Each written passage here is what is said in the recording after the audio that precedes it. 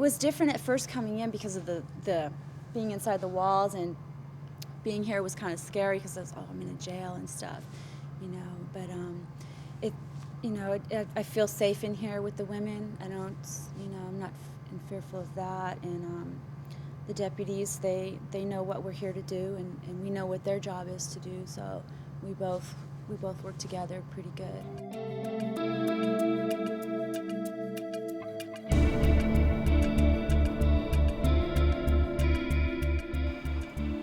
I started taking money from my employer for my daughter is ill, and so I started taking money for her medical expenses, and that's what ended me up here. I mean, I worked as an administrator for years, and I'm very educated, and I made a mistake, and that's going to cause me to not be able to find a job so easily. I mean, we've lost everything since I've been in here. My punishment is being away from my children. It's not being incarcerated. So the only thing I ever wanted to be in my life was a mom. And not being one for 1 year is real hard. So if you get anything here from the Moms Program, you get the respect. And getting respect makes you feel like a human being. I mean, you know, we're in here feeling, you know, we're criminals, you know. We all have different crimes. So I'm walking out of here a better person. You know, and that's what people don't realize when you leave. You know, they're only looking at you like you're a criminal. They just don't realize what gifts you really have inside. And there's so many gifted women here, so many talented women here. Yeah, the Moms Program taught me a lot to be a better parent, but it taught me to take a good look at myself to be a better parent, because a lot of issues I had, I dealt with my addiction to avoid everything, and Moms taught me to bring all that up and face it and deal with it while clean and sober. There's a lot of women that just lay there and don't want to do anything, but the women that are in Moms choose to sign the application and devote themselves to come every day. And it's to us, it's like a different pace. It's like we're in school. It makes us feel like we're alive and we're still part of the world, and that we're still learning, and that we're mothers and we're a person. Yeah, these women are my strength. When I need somebody to talk to or listen to what I got to say, they're there for me. So I apply myself to be there for them too. Because we all have bad days. I mean, nobody likes waking up in jail. So sometimes that breaks us down, but as soon as we walk into Mom's class, we just lift each other up, our spirits up, and we're there for one another. They meet someone inside the jail along with them here, and you build a relationship. They can trust you, and so rather than going out there and trying to find things out there, they're afraid when they leave out of here. You know, we kind of help them walk through their fears from in here as well, because it's scary here for them as well. For the majority of our women, this is all that they know. They commit crimes for their men, they commit crimes, you know, for a variety of reasons, for their drugs. This is all that they know, and we're here to teach them another way. If nobody else was in this jail to teach them another way, they would never get it. You know, they would never get it. So I think the relationships between SPAN and the outside parole officers and the service providers inside of the prison system, whether it's a nurse, a doctor, or a psychologist, psychiatrist, is essential. And they know who they're dealing with, and they know that they're dealing with people who have some integrity, you know, and some character, and that even though we're looking out for the best interests of our client, we're not doing anything that's going to be wrong. We won't lie for a client. We have a parole officer that's dedicated to all the residents here that are on parole. So he comes here, he sits here, he sees his clients here, and it's worked out okay. You know, if we've had relapses with a client or something, he's willing to work with us, as long as the person is willing to work. One of the most important things that we do is meet people in prison before they leave. Our staff, almost all of our staff, go into institutions, state institutions at all security levels, county houses of correction, to meet with people and to develop a relationship with them prior to their leaving. We try and see folks at least 6 months before they leave.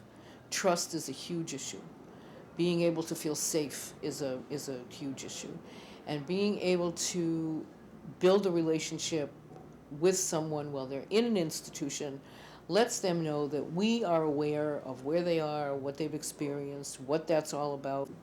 People shouldn't forget being in prison. People should be able to use being in prison as a way to sort of buoy up their struggle to stay in the community, to deal with their substance abuse problems, and all of the services that we provide here support that.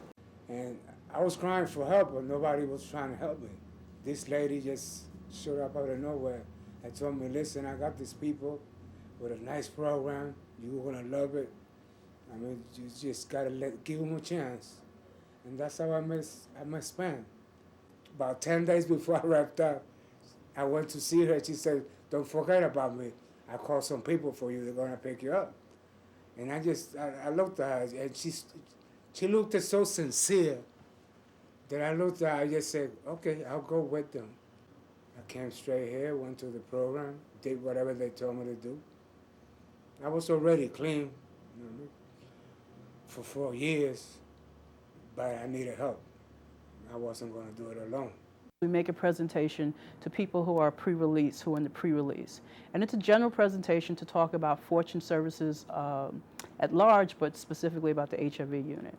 And then we've worked out such a relationship with the correction department through the years that in many of the prison we have a special private space that we can then talk to individual people who may want to come to us and say, yes, I'm HIV positive, how can you help me? Every month when we come up there, we get to see them individually.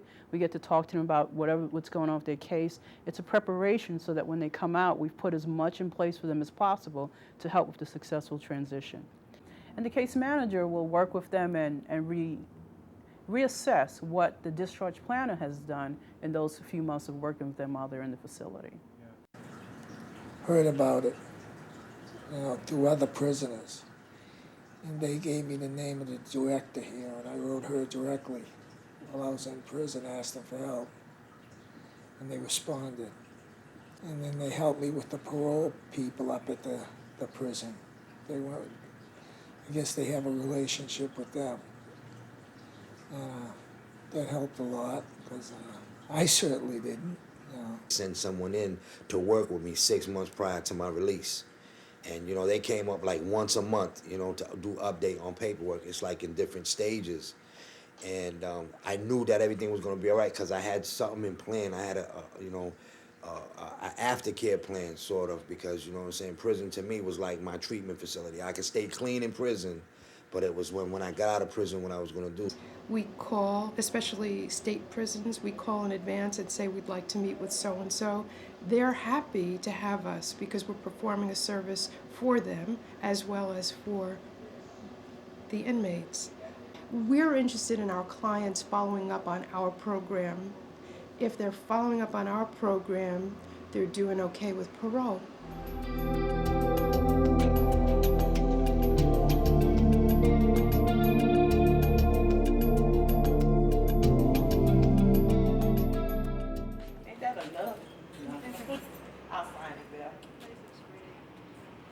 This used to be a crack house in Oakland, California, and it was very much a hot spot for crime, and they refurbished it for us. To have them in a house in transition where we're still with them, we can help them learn how to transition back into the community and be an active participant, a healthy participant in the community, and help them even with guiding with their children. This is my mom's apartment, which is my apartment, that I do appreciate. So come on in. They came equipped with the washer and dryer. Well, really the place is to help us get ahead and get started. So they supply us with furniture and stuff to help us get until we able to afford our own stuff. So this is my kitchen. Excuse my stove. I have to let that soak. Come on. This is my children's room, my daughter's room. What you could see, I was doing my laundry for the week and folding and cleaning. Mom supplied those 2 beds. Then here's my room. That's my headboard, but I'm still using their mattress. It's a blessing for me. It's a blessing for my children. So, just imagine me coming out of jail, I would have been homeless. So now I'm out, I go to class, Monday through Friday. I looks for a job. Basically, I do everything, and I still have a full-time job because I have to cook, clean, wash, and fold for my 3 children. I think first and foremost, people are people and they're human, and these are just people that made wrong choices in their lives. You know, if you want to talk to your kids, I'm going to support you in every way to maintain that relationship. But that's what mom is about, is maintain relationship with mothers and children. You know, not husbands and boyfriends and all of that. It's not about that. It's about the children. Maybe assisting them with the phone call to their children, because we think it's really important to maintain that relationship with their children. Although they're incarcerated, they're still mothers, you know, and they still have rights. And so we want them to know that. So we really try to assist them with, you know, staying reunited with their kids. And they call them like once a week, touch base with them. And it's so interesting, just the little things that are important to them. Did you brush your teeth? You know, are you doing your homework? You know, because they know the behaviors that were happening prior to them coming in. So, you know, they want to maintain what they were working on prior to coming into custody.